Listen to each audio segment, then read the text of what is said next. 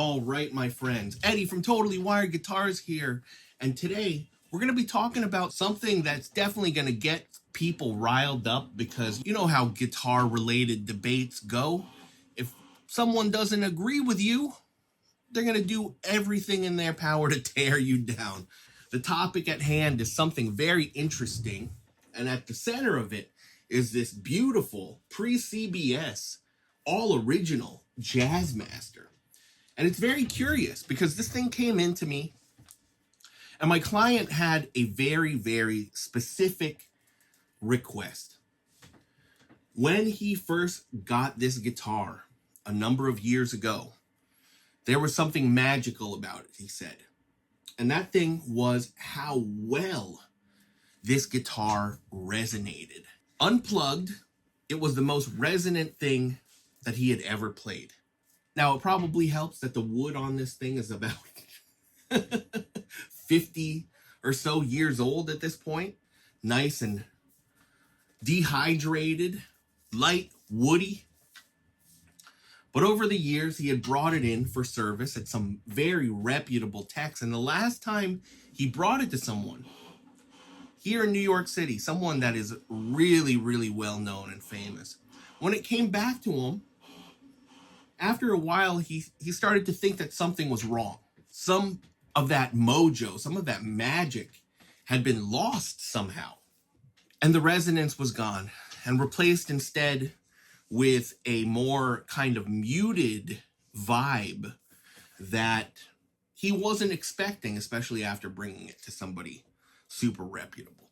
So after a little bit of back and forth, he brought it to me, put it through the paces. And at first, I really didn't know what he was talking about. Strumming even just a couple chords on this thing, I thought it was a really well set up guitar for the most part. I didn't have any complaints. It's even got the stock bridge on it. Decent action. I thought this was a really good setup. I started playing around with it more, and I was ready to message my client and say that maybe this mojo, this resonance that he's chasing is something that's a little too esoteric for me to try to figure out, and that I didn't want to waste his time because the guitar was playing excellently as is. But then I remembered this past year I've had another 2 to 3 guitars come to me with this very same issue. They were not vintage. One of them was actually a custom built by me. And I had a client come back to me with one of the ones that I'd set up myself and tell me that there was just something missing after the setup, that it played great, that the action was great, but for some reason it just sounded more muted. And I was scratching my head because on that particular Jazzmaster, another tech had worked on it prior to me, and the bridge was nearly slammed down against the pick guard. There was very little break angle behind the bridge. The shims that I had put in when I first built that guitar about 10 or so years ago were gone.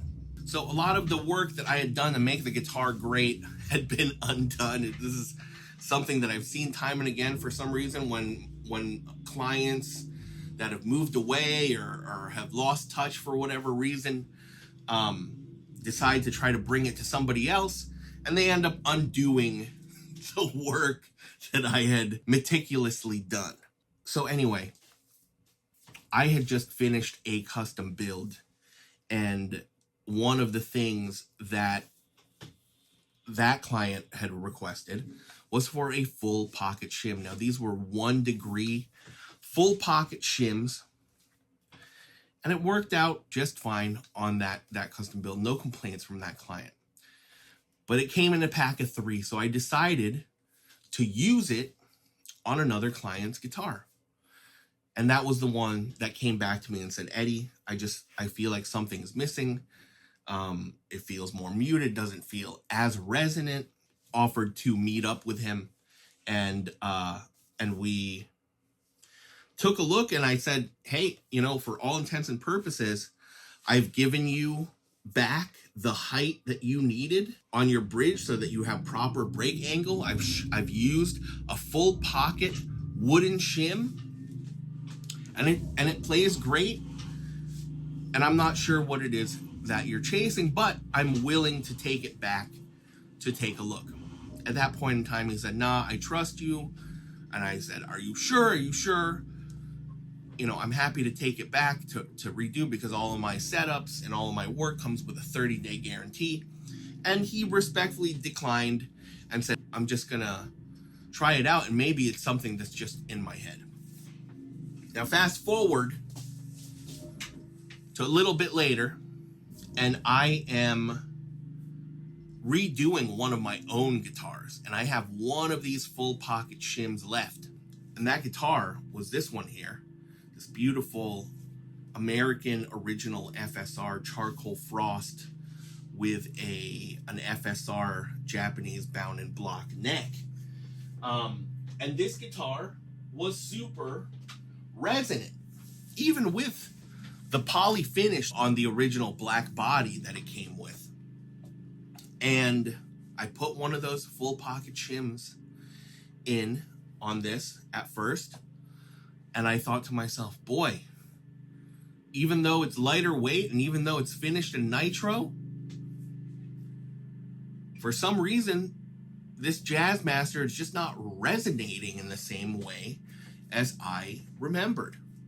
I was scratching my head, and then it dawned on me. Historically speaking, I've never used these full pocket shims, right? These span the pocket, and they usually come in you know, packs of 3. They can, and they come in a 1/4 of a degree, a 1/2 of a degree, and a full degree of tilt that it can give your neck if your neck does not have the appropriate angle, right? And I was using the 1 degree ones because I thought they had worked out fairly decently. So I took that full pocket shim out of my own guitar and replaced it, redid it the old Fender way by just using a stack of 2 or 3 pieces of cardboard. And lo and behold, that resonance was back. Now, how could this be?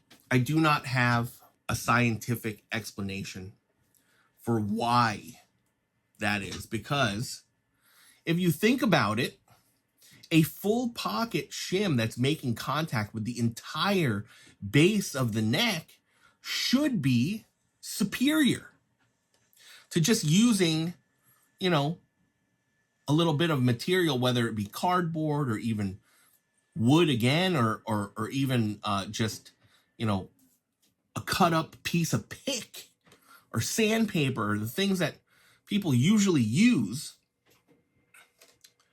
A full pocket shim should make a guitar resonate more. But my experience has been the opposite. Let's talk for a second about full pocket shims. And this is really, really important. Why? What do I see repeated time and again on the forums?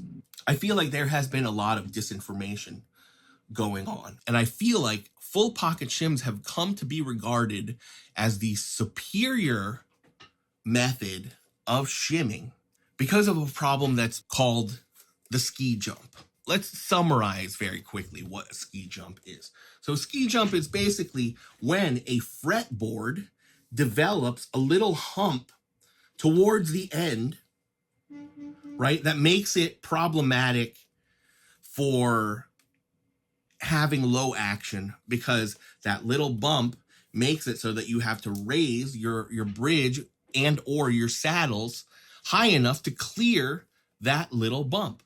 Now, the misinformation is coming from certain websites, blogs, and also people parroting that information on forums,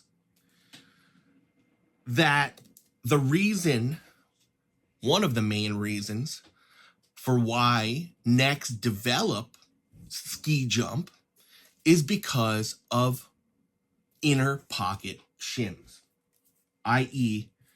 the old fender method of shimming a neck. I did a deeper dive into it because I thought to myself, you know, in all the years that I've been working on guitars and owning offsets, and not even just offsets, tellies, strats, Gretches, none of these guitars that I've personally had have exhibited this ski jump. And none of the guitars that I've built for clients or modded or set up for clients where I added my own, you know, cardboard or plastic shims to the inner neck pocket. In the 15 years that I've been doing this, nobody has come back and reported that they have this issue of having a bump at the end of the fretboard. So it really made me scratch my head.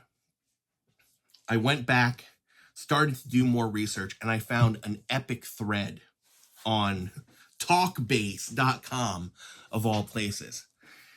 And this thread was supposed to be as scientific and comprehensive of a study as could be, you know, compiled by a community.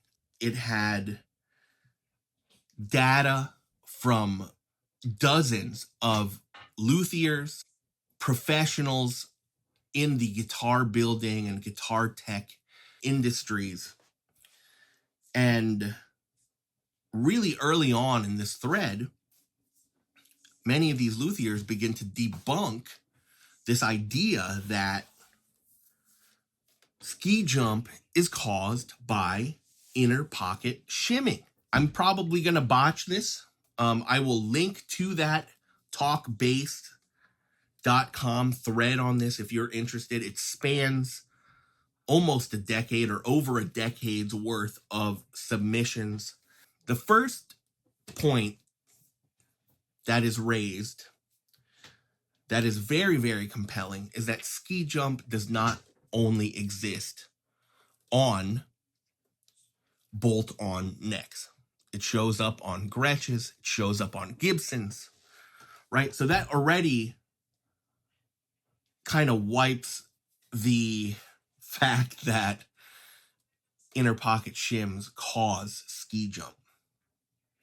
The next thing is some of these luthiers begin to elaborate on what ski jump actually is and what it's caused by.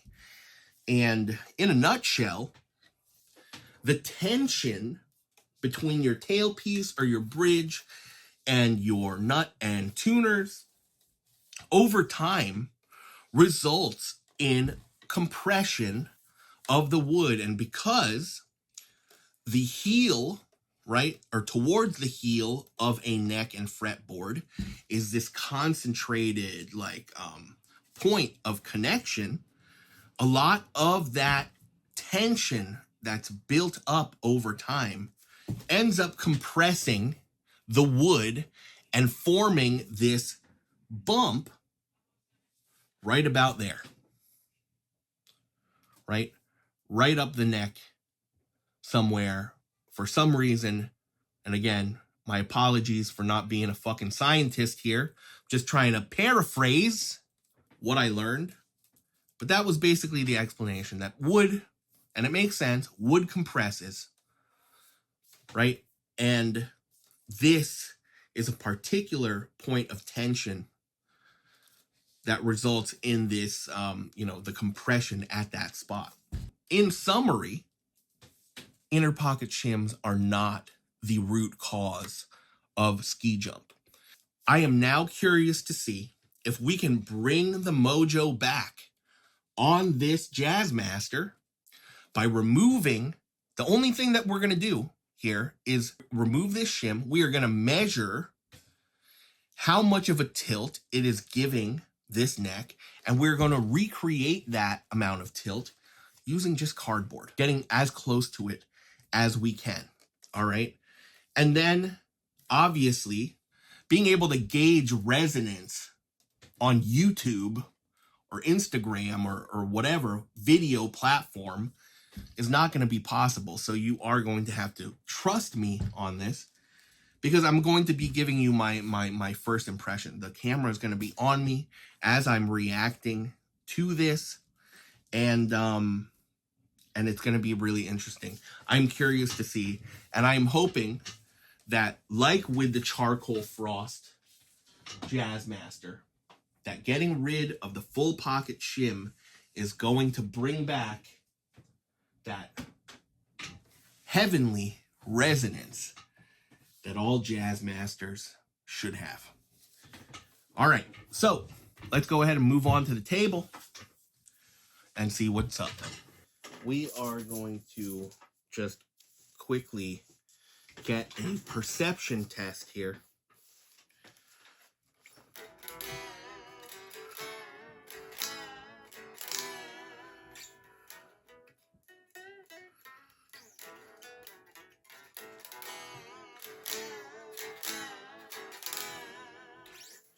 It resonates pretty well.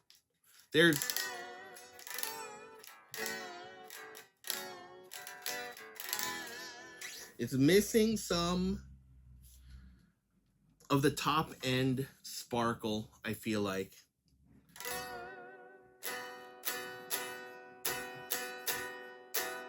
I mean, it's resonating pretty decently. That said, in comparing to, at least in my memory, my old 1963 and my old 1965, both of which had the original factory shims in them during setup, I would go ahead and say that those were more resonant than this particular guitar. So let's go ahead, let's capo her up. Let's remove the neck. And I do not need to make any alterations right now to the action. No modifications to basically anything else. The only thing that we want to swap out here is this full pocket shim. We are ready to do this. The capo is there basically so that the strings don't fly off. And I typically like to do this.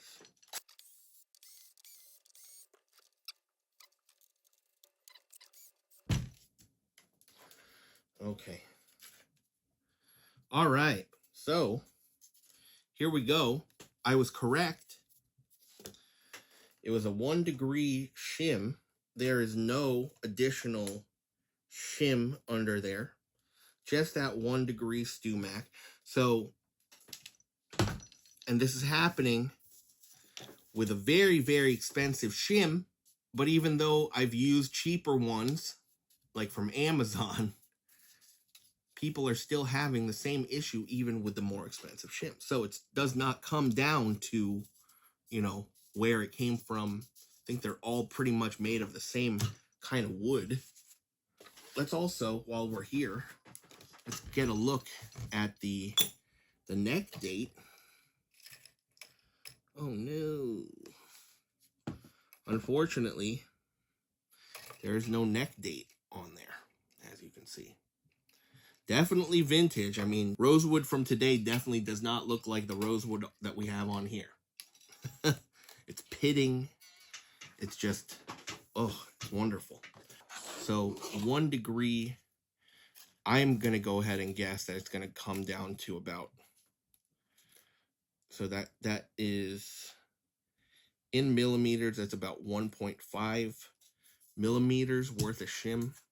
Fender used to basically only do about, I think, 3 or 4 pieces for their inner pocket shims. So I think we're going to go with that old way. And then if we have to adjust the bridge from there, then we will. So I'm just using this card stock that I've got here. It's stuff that they use for labels, like label inserts and stuff. This makes pretty good shims. Might have to trim these bad boys down a bit. Just a little bit.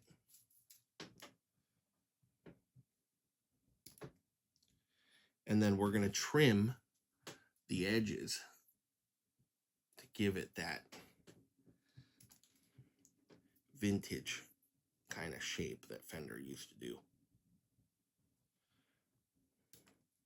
All right. So this is four pieces. Let's take a look. What do we have before? 1.5, I think it was. 1.6 at the end. Our stack here comes to about 1. I mean, I could stack more and just do this as scientifically as possible. Let's go ahead and do it. Let's just see. Let's see what happens. Fuck around and find out, right? It's a lot of shim. Not gonna lie. It's kind of crazy. All right. It might be a bit too much. All right, yeah, that we're there. This is giving me 1.5 exactly.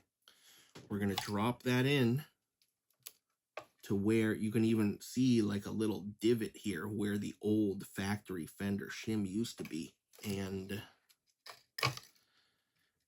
let's go ahead and put that bad boy back in.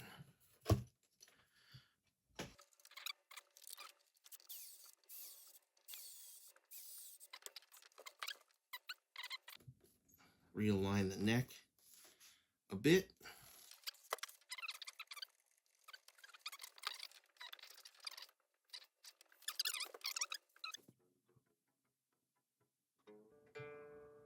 I can already feel this guitar resonating more. Like, it's crazy.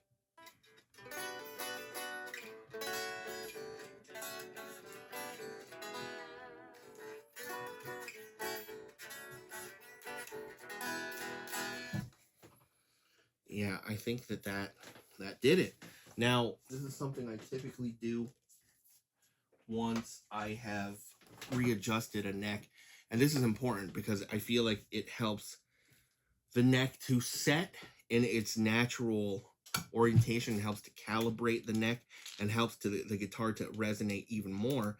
But I just unscrew the screws like a half or a quarter turn. And then I will re-tighten them up as tight as they can go without forcing.